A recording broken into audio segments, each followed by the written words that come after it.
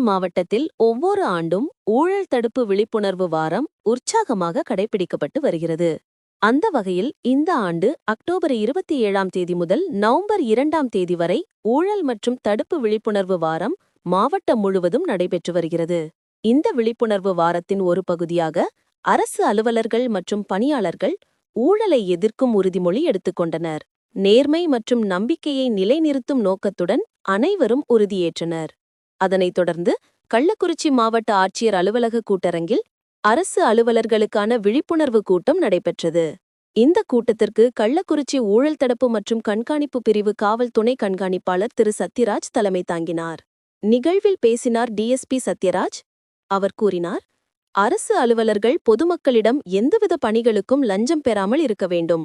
லஞ்சம் பெறுபவர்கள் மீது ஊழல் தடுப்பு சட்டங்களின் கீழ் கடுமையான நடவடிக்கை எடுக்கப்படும். அதனால் அரசு பணியில் நேர்மை, நம்பிக்கை, பொறுப்புணர்வு அவசியம் என்றார். அதனைத் தொடர்ந்து ஊழல் தடுப்பு சட்டங்கள், அவற்றின் கீழ் வழங்கப்படும் தண்டனைகள், மேலும் அரசு அலுவலர்கள் கடைபிடிக்க வேண்டிய விதிமுறைகள் குறித்து விரிவாக விளக்கப்பட்டது. இந்த விழிப்புணர்வு கூட்டத்தில் வருவாய்த்துறை, ஊரக வளர்ச்சித்துறை, பொதுப்பணித்துறை, பத்திரப்பதிவுத்துறை, கருவூலத்துறை உள்ளிட்ட பல துறைகளின் அரசு அலுவலர்கள் கலந்து கொண்டனர். அனைவரும் சேர்ந்து ஊழலில்லா நிர்வாகம் மக்களின் நம்பிக்கையின் அடித்தளம் என்ற உறுதியை எடுத்தனர். நேர்மை நம் நெறி, ஊழல் ஒழிப்போம், மக்களின் நம்பிக்கையை வளர்ப்போம். கள்ளக்குறிச்சி மாவட்ட நிர்வாகம் ஊழல் தடுப்பு விழிப்புணர்வு வாரம் 2025